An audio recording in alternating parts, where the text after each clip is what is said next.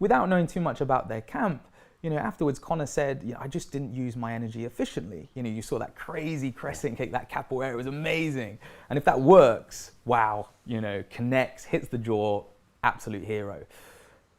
But, he said he didn't use his energy efficiently. So when you're going up against someone like Nate Diaz, who does triathlons for fun, he's got a VO2, he's got a lactic threshold. He's going to be there for 5 rounds and beyond. So again, not knowing too much, but maybe looking at the training camp, and you see a lot of movement, a lot of agility, amazing, so valuable working on these movement patterns. But then you'll see, a ring muscle up perfectly performed with an amazing eccentric contraction as they come down. But eccentric contractions by their very nature are incredibly taxing on the body.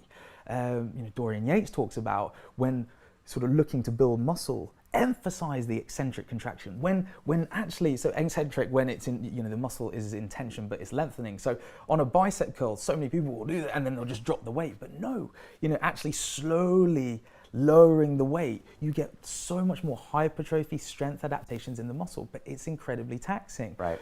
So there was video on UFC Embedded of Ito walking Conor through some eccentric muscle ups when they were in LA, I think before we moved to Vegas, and it was like 4 days before the fight. Yeah, and you got to kind of wonder, maybe, if, for instance, sled drags, so I was doing a lot of sled drags towards the World's Strongest Marathon, and that's because what people found amazing was with sled drags, I'm pulling a car, it's just constant concentric contractions. So your legs are in tension, but they're constantly shortening. There wasn't really an eccentric phase. It's not like a squat where you've got that lowering phase. That's again too taxing. That's where the tearing of the muscles and all sorts happen. So what people found amazing is after the World's Strongest Marathon, I went for a run the very next day. I did 10 miles straight off the bat because I just wasn't aching. That would have been very different if there was more eccentric contractions within the workout. So when you're looking at Conor and there's a lot of movement, and I know he loves it, and Ito is fantastic at what he does, but with those eccentric contractions, was that detracting from a workout which could have been more conducive to increasing VO2, lactic threshold? Then would energy, by Conor's own admission, been such an issue?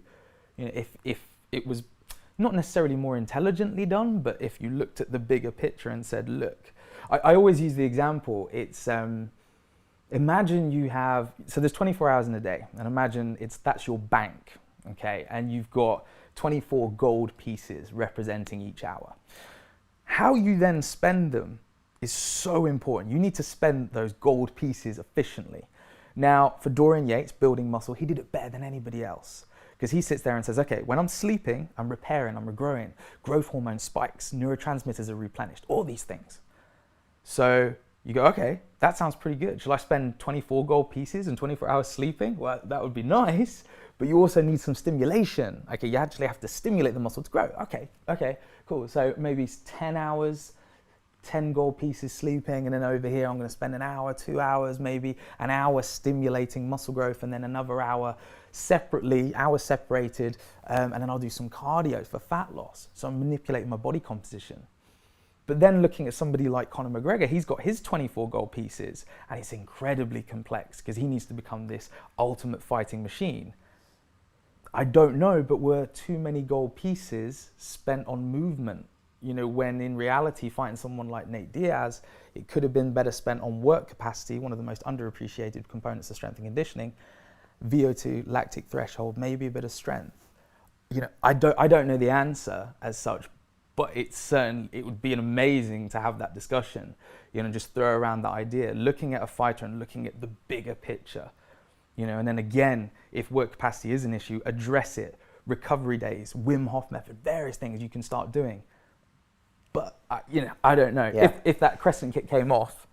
Yeah, and I don't know the answer either. And that's the funny thing. If he had won that fight, we wouldn't be talking about this because he'd be the man again. And that's why I put that video out over the weekend that you talked about where, the thing about Conor is he puts it all on. He's like the guy at the casino that puts it all on, not black. He puts it all on black 27. And then when it wins, he sticks all the wins on black 27. And when it wins again, and each time he's making 31 times his money. Yeah. And he does that with himself, with his life. When I heard he was moving up to 55 to fight Dos Anjos, I'm like, you're insane. Yeah. And then when you see him going up to 70, it's just like, but that's what he does. It's amazing. He's in the business of taking risk and for that, I will respect him always tremendously. And I think he's going to win on the back of this, just like Ronda Rousey won on the back of her loss. She's on Sports Illustrated after her loss. She's on Saturday Night Live after her loss.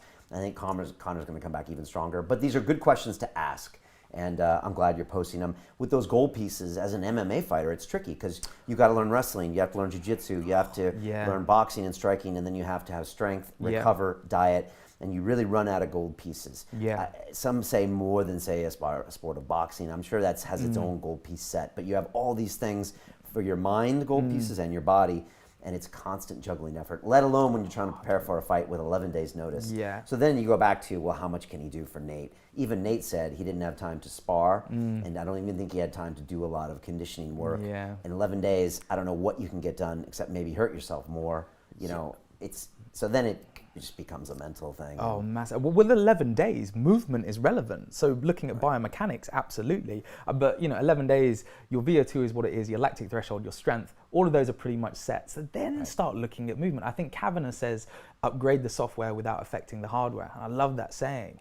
But if Conor was to fight someone like Frankie Edgar with his insane conditioning, I hope UFC 200, although it's going to be huge, maybe based on the fact that, again, by Conor's own admission, he wasn't efficient with his energy, then maybe go back and address, take a longer, training camp. Look at things, look at this bigger picture. You mentioned those gold pieces, and it's so true that in something like MMA that is so multidisciplinary, you have to be so specific. Right, in this session, what do I want to achieve? What adaptation? Because that's training. Training is adaptation.